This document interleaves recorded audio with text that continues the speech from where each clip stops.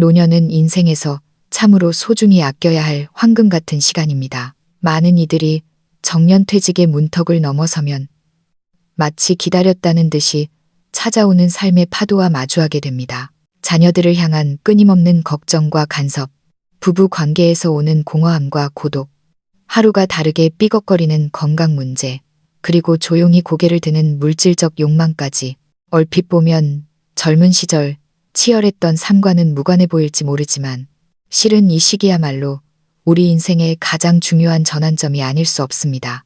제가 아는 칠순의 어르신 한 분이 계십니다.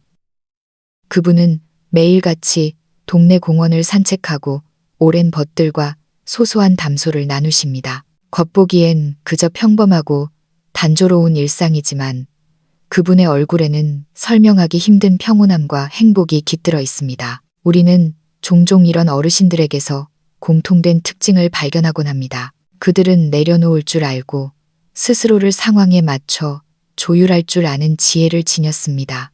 그래서 저는 생각했습니다. 만약 우리가 노년에 이르러 무언가를 과감히 내려놓을 수 있다면 우리의 남은 날들이 조금 더 행복하고 평화로워지지 않을까 하고 말입니다.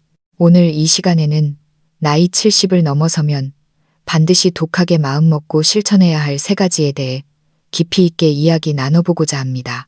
이 원칙들은 겉보기엔 단순해 보이지만 그 이면에는 우리가 노년의 진정한 자아를 되찾고 오롯이 나만의 평화와 행복을 누릴 수 있게 하는 깊은 지혜가 숨겨져 있습니다. 첫 번째로 우리가 깊이 고민해야 할 화두는 바로 자녀와의 거리두기입니다. 여러분은 혹시 자녀의 보이지 않는 선을 넘은 적은 없으십니까? 친밀함과 간섭 사이의 거리를 어떻게 조절해야 할까요? 제 지인의 이야기입니다. 그의 어머니는 칠순이 넘으신 후로 매일같이 아들에게 전화를 걸어 시시콜콜한 일상을 물으셨고 자식 걱정이라는 명분으로 예고도 없이 불쑥불쑥 아들 집을 찾아오시곤 했습니다. 처음에는 어머니의 사랑이라 여겨 마음이 따뜻했지만 시간이 흐를수록 잦은 방문과 지나친 관심은 아들에게 숨막히는 압박감으로 다가왔습니다. 그는 조심스럽게 어머니와 대화를 시도했습니다. 자신에게도 존중받아야 할 사생활이 있다고 말씀드렸죠. 하지만 어머니는 내가 내 엄마인데 나만큼 너를 잘 아는 사람이 어디 있느냐며 서운함을 토로하셨습니다. 지인은 깊은 고민에 빠졌습니다. 분명 서로 사랑하는 모자지간인데 왜 이렇게 관계가 힘들기만 한 것인지 답을 찾을 수 없었기 때문입니다. 그러다 우연히 어느 현명한 노신사의 말을 듣게 되었습니다. 자식과의 관계에서 가장 중요한 것은 적당한 거리를 유지하는 것이다. 서로의 공간을 존중하고 관심을 가장한 압력을 행사하지 않는 것이야말로 진정한 사랑이다. 이 말은 그에게 큰 울림을 주었습니다. 그는 어머니와의 관계를 조금씩 재정립해 나갔습니다. 불필요한 간섭을 줄이되 어머니의 마음을 더 깊이 이해하려 노력했습니다. 다행히 어머니께서도 서서히 마음을 내려놓으셨고 빈번하던 방문이 줄어들면서 오히려 모자 관계는 예전보다 훨씬 더 애틋하고 화목해졌습니다. 이러한 변화는 자녀와 완전히 남남처럼 지내라는 뜻이 아닙니다. 서로의 경계를 존중함으로써 가족 간의 사랑이 균형 잡힌 상태로 흐르게 하자는 것입니다. 자녀에게는 독립된 공간이 필요하고 부모인 우리는 그 과정에서 적절히 손을 놓는 법을 배워야 합니다. 나이가 들수록 우리는 자녀에 대한 통제욕을 갖기 쉽습니다. 그때마다 우리는 스스로에게 되뇌어야 합니다. 부모 자식 간의 사랑은 소유가 아니라 존중이다 라고 말입니다. 그렇다면 현실에서 놓아주는 지혜는 어떻게 실천할 수 있을까요? 많은 부모님들이 자녀가 성인이 되었음에도 여전히 결혼, 직장, 심지어 사소한 생활 방식까지 깊이 개입하려 합니다. 하지만 우리는 기억해야 합니다. 모든 자녀에게는 자신의 인생을 선택할 권리가 있습니다. 부모의 잣대로 그들의 인생을 재단해서는 안 됩니다. 무관심하라는 것이 아니라 관심과 간섭 사이의 균형점을 찾아야 한다는 뜻입니다. 적절한 때에 물러서고 자녀의 독립성을 인정하며 그들이 스스로 선택할 수 있는 여지를 주어야 합니다. 우리는 그들의 인생을 조종하는 선장이 아니라 곁에서 묵묵히 지켜보는 등대가 되어야 합니다. 구체적으로는 자녀에게 더 많은 독립 공간을 허용하고 비록 내 뜻과 다른 결정을 내리더라도 존중해 주는 것입니다. 특히 결혼이나 직장 문제 같은 사적인 영역에는 선을 긋고 지나친 간섭을 삼가야 합니다. 문제가 생겼을 때 성급히 해결책을 제시하기보다 그저 묵묵히 들어주는 경청자가 되어주는 것. 그것이 우리가 할 수 있는 최고의 역할입니다. 두 번째로 우리가 경계해야 할 것은 노년의 이성 문제, 즉 황혼의 로맨스를 가장한 위기입니다. 흔히 노년은 오랜 결혼 생활을 통해 다져진 성숙한 시기라 생각하기 쉽습니다. 하지만 실상은 다릅니다. 나이가 들수록 신체적 노화와 마음의 고독이 깊어지면서 역설적으로 심리적 방어 기제는 더욱 취약해집니다. 이 틈을 타 황혼의 외도가 유혹의 손길을 뻗치기도 합니다. 나이는 들었어도 누군가에게 위로받고 싶은 감정의 갈증은 사라지지 않으며 오히려 특정 순간에는 더욱 강렬하게 타오르기도 합니다. 실제로 있었던 일입니다. 7순이 넘은 한 할머니가 계셨습니다. 남편과 50년 넘게 해로하며 평탄하게 살아오셨지만 남편의 은퇴 이후 삶은 급격히 건조해졌습니다. 남편은 곁에 있었지만 무뚝뚝했고 자녀들이 찾아와도 채워지지 않는 마음에 빈방이 있었습니다. 그러다 우연히 동네 문화센터에서 연배가 비슷한 한 할아버지를 알게 되었습니다. 두 분은 옛날 이야기를 나누며 차를 마셨고 할머니는 점점 그분에게 의지하게 되었습니다. 비록 육체적인 외도는 없었지만 할머니는 남편보다 그 차 친구와의 만남에서 더 큰 위안을 얻었습니다. 그녀는 선을 넘지 않았다고 자부했지만 마음은 이미 남편에게서 멀어지고 있었습니다. 이 이야기는 외로움과 정서적 결핍이 어떻게 가정의 울타리를 위협하는지 잘 보여줍니다.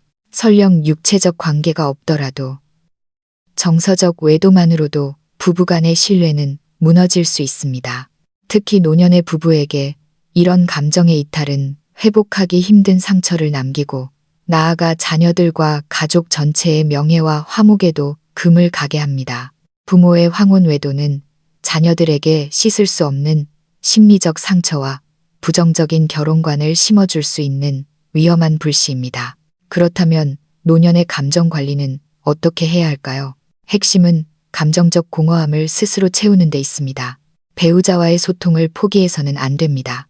젊은 시절처럼 뜨겁지는 않아도 서로의 내면을 나누는 깊이 있는 대화가 필요합니다. 또한 배우자에게만 모든 정서적 의존을 쏟는 것은 위험합니다.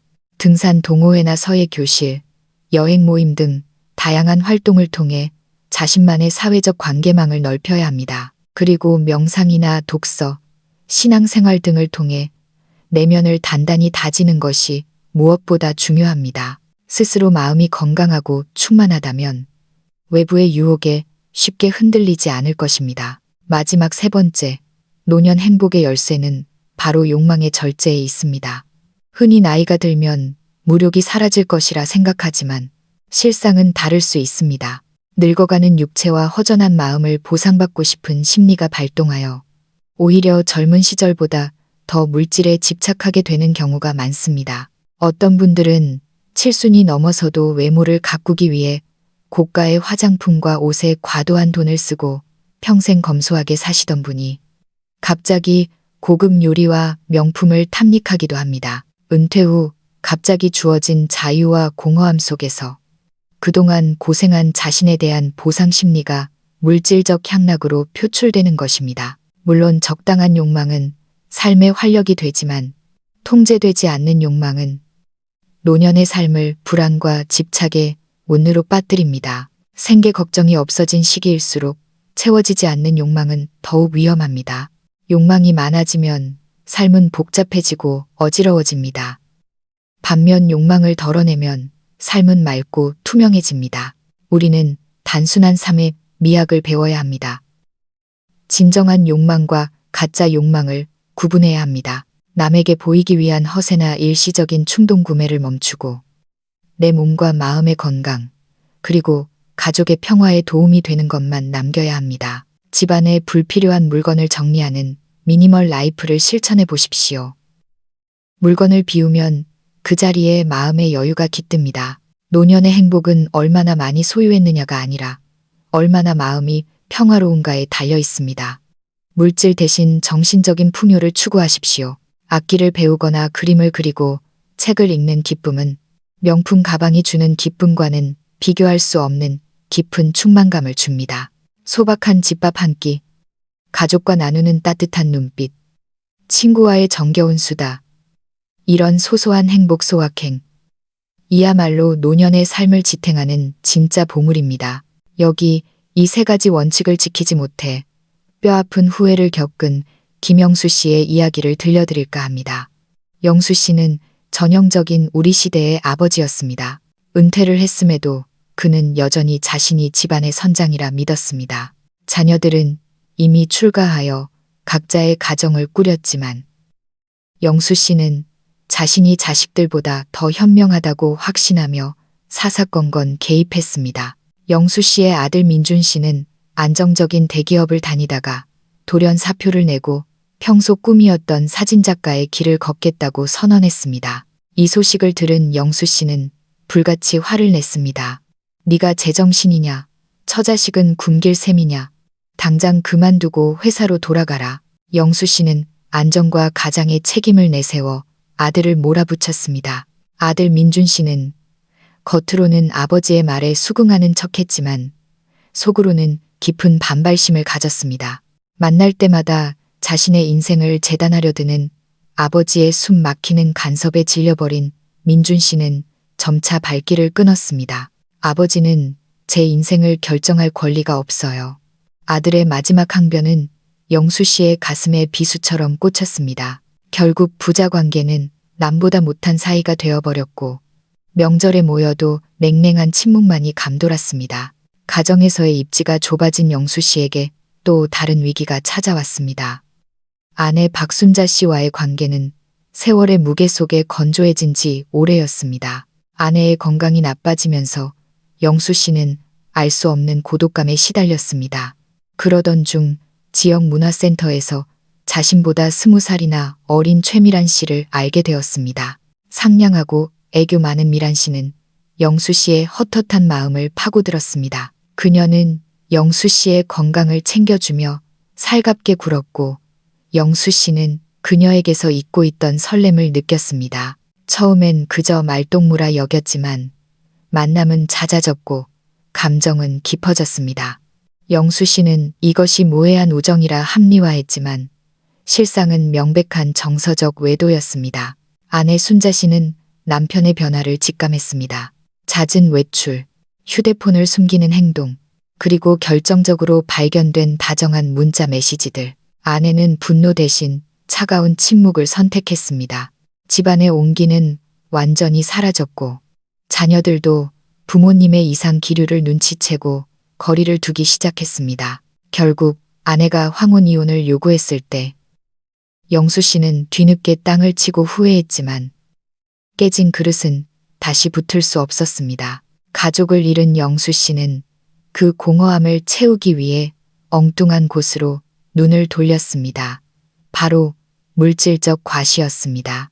미란 씨와의 관계도 끝난 후 밀려오는 고독을 잊기 위해 그는 쇼핑 중독에 빠졌습니다. 백화점을 제 집 드나들듯 하며 명품 옷을 사들이고 최고급 건강보조식품을 박스째 구입했습니다. 심지어 평생 타보지도 못한 고급 외제차까지 덜컥 계약했습니다. 마치 비싼 물건들이 자신의 초라한 내면을 감추어 줄 거라 믿는 듯 했습니다.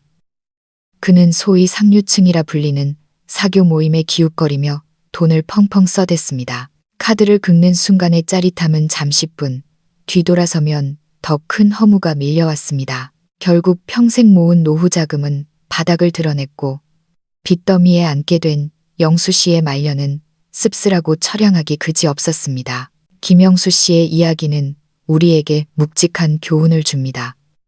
자녀와의 적당한 거리두기, 배우자에 대한 신뢰, 그리고 욕망의 절제. 이 세 가지 원칙을 어겼을 때 노년의 삶이 얼마나 참혹하게 무너질 수 있는지를 말입니다. 노년은 인생의 내리막길이 아니라 인생을 완성해가는 클라이맥스입니다. 더 이상 사회적 성공이나 돈을 쫓을 필요 없이 오롯이 나 자신과 가족, 그리고 삶의 본질을 즐길 수 있는 축복의 시간입니다. 내려놓으십시오. 자식에 대한 집착을 내려놓고 헛된 사랑의 유혹을 뿌리치고 끝없는 탐욕을 비워내십시오. 그 빈자리를 평온함과 소박한 행복으로 채우십시오. 여러분은 오늘 이야기한 이 세 가지 원칙에 대해 어떻게 생각하십니까? 여러분의 노년은 어떤 모습입니까? 혹시 비슷한 고민이나 갈등을 겪고 계시지는 않으신가요?